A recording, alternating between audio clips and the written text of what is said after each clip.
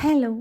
പണ്ട് മുതലേ ഞാൻ പറഞ്ഞിട്ടുള്ളൊരു കാര്യമാണ്. മരിക്കുവാണെങ്കിൽ കരയിൽ കിടന്ന് മരിക്കണം. എനിക്ക് വെള്ളത്തിൽ വീണ് മരിക്കാൻ പേടിയാണെന്ന്. വെള്ളം പേടിയുള്ള എൻ്റെ പേടി മാറ്റാനായിട്ട് ഭാവനയും മിഥിലാജും പിന്നെ എൻ്റെ സ്വന്തം കെട്ടിയവനും കൂടെ ശ്രമം തുടങ്ങിയിട്ട് കാലം കുറേ ആയി.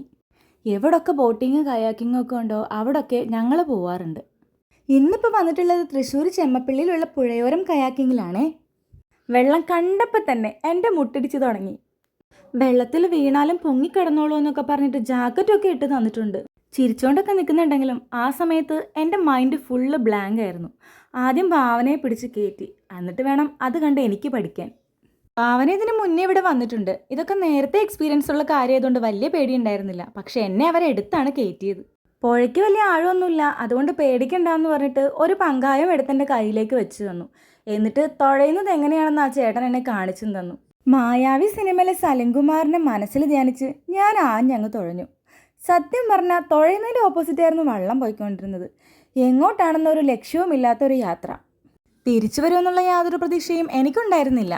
അപ്പോഴേക്കും ലിനേഷും മിഥിലാജും കൂടെ ക്രിസ്ത്യാനോയും കൊണ്ട് വേറൊരു ബോട്ടിൽ കയറാൻ റെഡിയായി നിൽക്കുമായിരുന്നു. പുഴയിൽ ഇട്ടാവട്ടത്ത് കിടന്ന് കറങ്ങിക്കൊണ്ടിരുന്ന എൻ്റെ കരച്ചിൽ പുഴയിൽ മാത്രമല്ല കരയിലും മുഴങ്ങി കേൾക്കാമായിരുന്നു.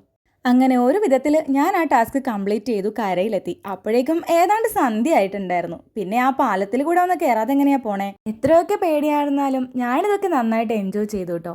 പുഴയോരത്തിൻ്റെ കൂടുതൽ ഡീറ്റെയിൽസ് ഞാനിവിടെ കൊടുക്കാം.